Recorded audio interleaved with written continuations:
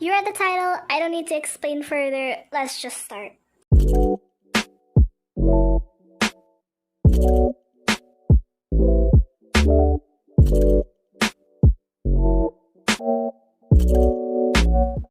I'm sure almost none of you stopped to read that, but who cares?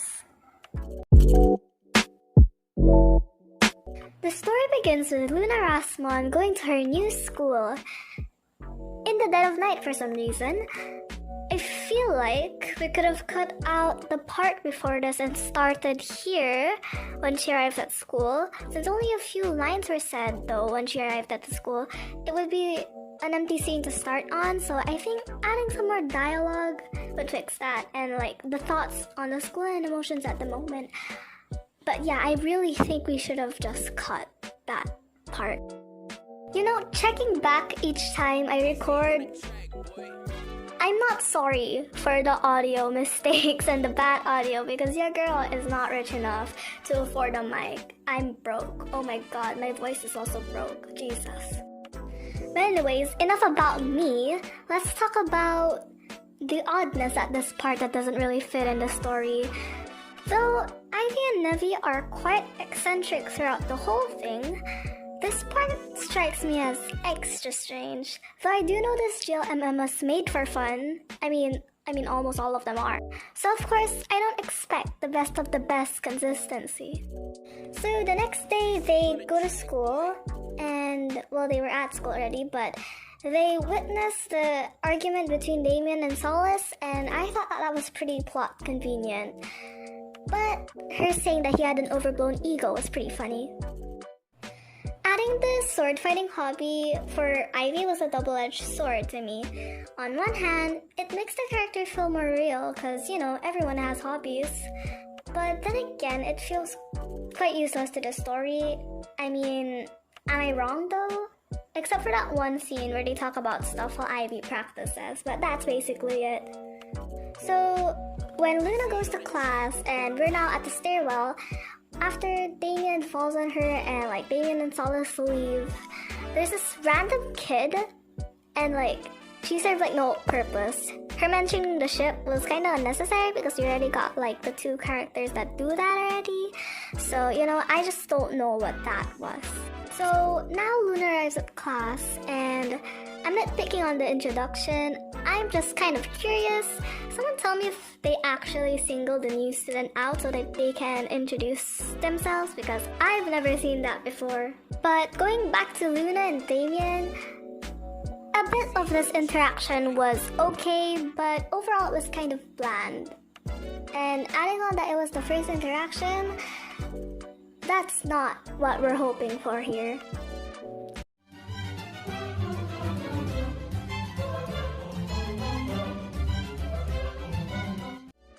That analogy was pretty good. Yeah, it was good. That's all I have to say. That's all we're seeing in this part.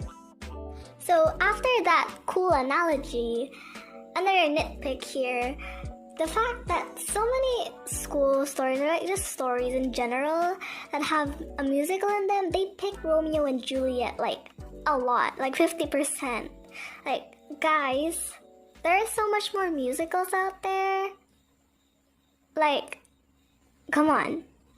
Okay, so now we're at the part where Luna decides to take a walk around the gazebo because she couldn't sleep.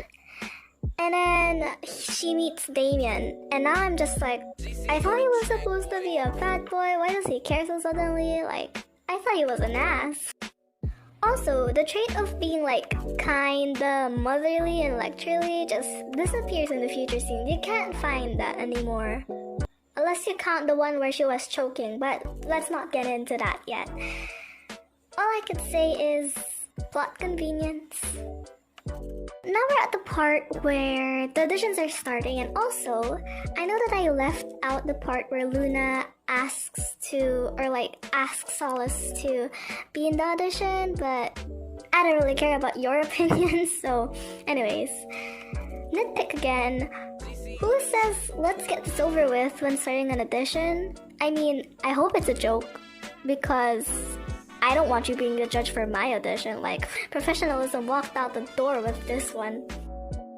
the audition happens and we get glimpses of each girl's performances. And the last two, these girls would be amazing if there was a modern reboot of Romeo and Juliet. Not gonna lie. I mean, like, look at them. Look at them go. There's probably one out there somewhere, just waiting for these two to audition. But I would not watch them, just, yeah. We watched Luna's part and she was pretty good, and she was talking to Solace. Then the judge came out and they're gonna announce who got the part of Juliet. And it was obvious that Luna's gonna get the part. She's the main character, of course she was. So I'm glad the creator opted not to make the announcement over dramatic, because everyone knew, we've known. We get to the part where they tell us that we have to write our own script. Nothing's gonna go wrong, right? But like, is that a thing? Like, do school musical productions really do this?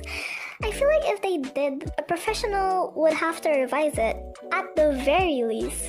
Because some people just can't write, you know. Some people don't have talent. Actually, not some. Most people don't have talent, including me. Add this to the things to correct me on in the comments. Okay, so now Damien and Luna are working together to write the script they're going to write. That's probably going to be very shoddy, but who cares? But nitpick, shouldn't they have two laptops? I mean, they're not broke enough to just have one, right? I mean, I'd be damned if I had to work on something whilst sharing my laptop. Like, we don't have two keyboards. We can't even afford two laptops. We can't have two keyboards, not two mouses. There's a thing called Google Docs, you know. Just have two laptops. A bit passionate there, moving on. They continue spending time together. They continue writing the scripts. Luna develops a crush on him, and her friends tease her on that. The script actually takes a while to do, which they found surprising, and I was like, what's surprising there? Scripts are hard, man. But anyways, they go on like a date, but not really. They're just writing their script again in the cafe. And after the cafe, they went to the store to buy something. And after that, they got almost mugged. Then after that, they escaped. Then after that, they lay on the ceiling. Wait, what? The ceiling? They lay on the floor and talk. And I know what I just said there sounds like a whole Jill MM in and of itself. Yeah, that's a theme in this Jill MM.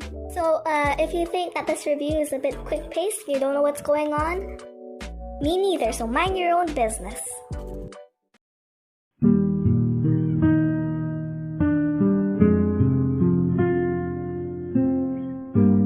Really? Did you really think so? Because other than his look, I would 100% not agree. He acts like a normal dude, girl.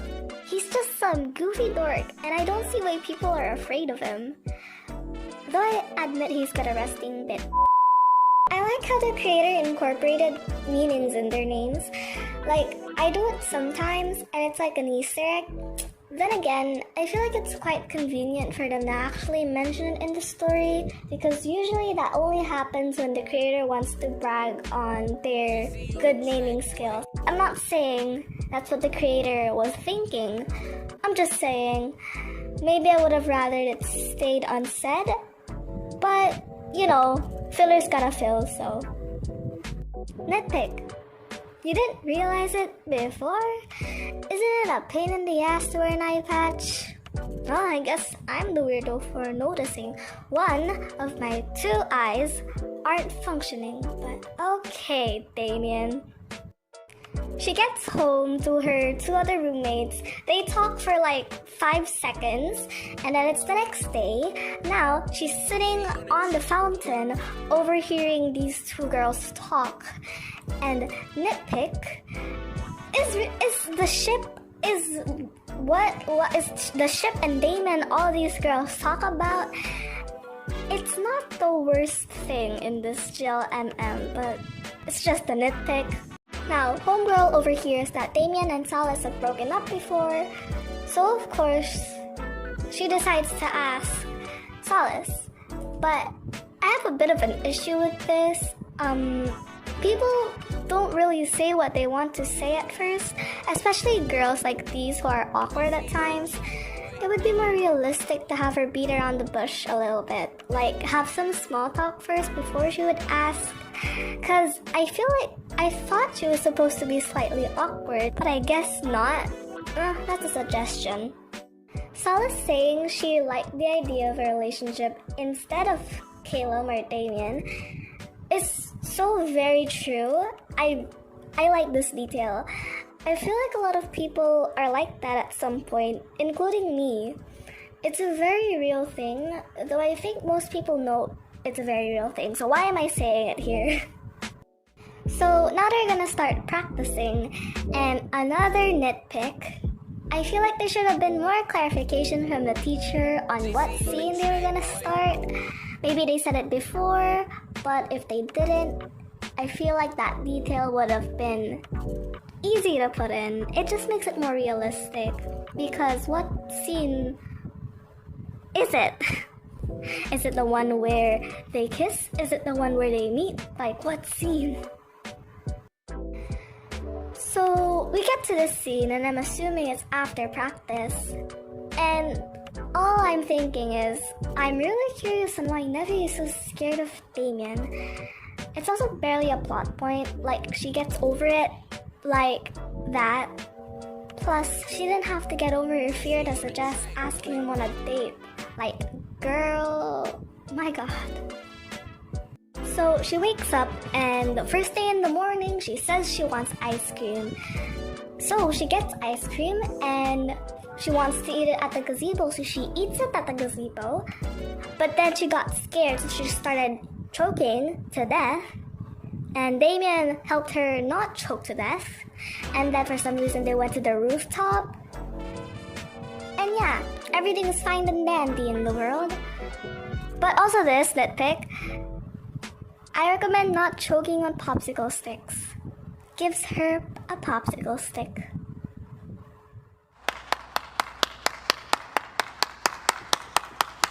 So months pass by because time skips are awesome, aren't they? But anyways, now it's the day before the play. Scenes pass by like a flash, and now it's the next day, the day of the play.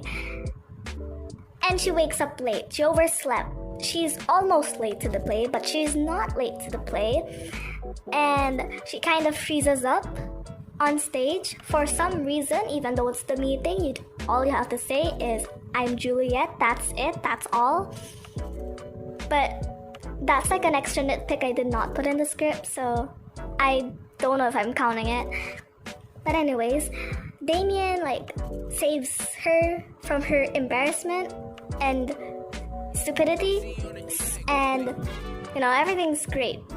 So now it's after the play, and Luna tells Damien that they want to she wants to hang out with him. So Damien brings this girl some sort of rainbow land. I know the rainbow's just there, but what is this? And once again, like every other scene, it goes by in a flash. They played tag, and another nitpick. I mean, that's usually how it happens. Tripping and falling into water at the same time. I'd be more surprised if she didn't fall and trip at the same time. But great analysis, Doc. I don't think the shopping scene was really necessary. No real dialogue was exchanged, and it basically was a show of outfits. The thing is, we see all of these characters at prom, so really, what was the point? This is kinda cute, not gonna lie. It made me smile. But I'm usually a cheerful person, so that's not really a compliment. Now Damien is about to escort Luna to prom, and he arrives at their dorm room front step. And Ivy being a little bit weird, like she hasn't met Damien, but whatever, we're not gonna touch on that. Here when they were waiting for Luna, I feel like she could have just walked out without saying those other two lines. Again, there really wasn't a point. I feel like that's become my catchphrase in this review. Now they're at prom. Pinky, and I didn't bother to learn their names because she's probably said Damien's more times than her own name. But anyways, Pinky over there gets jealous because we need drama. She drenches Luna in punch, and now we're off to the next occasion. Because, I mean, you should have seen this coming. Finally, they go to the gazebo. It's a very pretty sight. They dance and they kiss. The ending was pretty sweet. It was cute. I like how we ended where we began. It makes the place extra special to end on.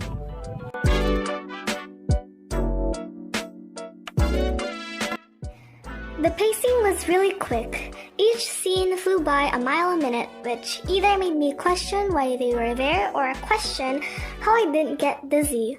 Some scenes needed more talking and interaction. Really, a lot of stuff could have just been cut, and this could have been like 15 minutes. The dialogue's quality was on and off. Sometimes it was pretty gold, and I really liked some lines. But sometimes it was kind of forced. But overall, the dialogue didn't really bother me too much. I like the little touches in the dialogue and the actions. Like, I didn't even notice some of those things before, and it was my third time watching. But then again, I'm usually not very observant. But it is still a good touch. I like how the creator added hobbies, so now at the very least they're more realistic. I just wish it would have been consistent, like with Nevi liking space, or I wish they were just more important to the story. There's not much to talk about for the editing. It was just good. Nothing more, nothing less. The quality is better than a lot of chill MMs out there, though. So, yeah.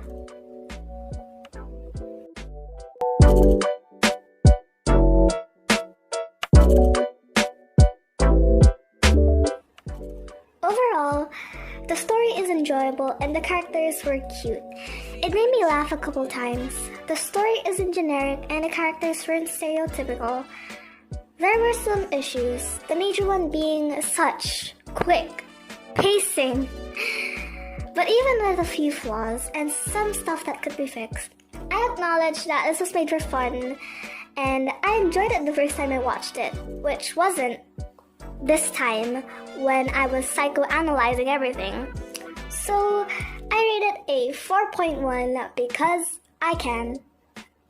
Anyways, hope you didn't think this video was a garbage fire. I highly suggest you go watch the original Jill MM, because if the rating didn't convince you, which it probably didn't because this video is trash, well then that's not my problem. Then again, what even is this video? Who cares about my opinion? I feel like we could have cut that part. Fuck. Now, homegirl, what? Oh, the over ego. My God.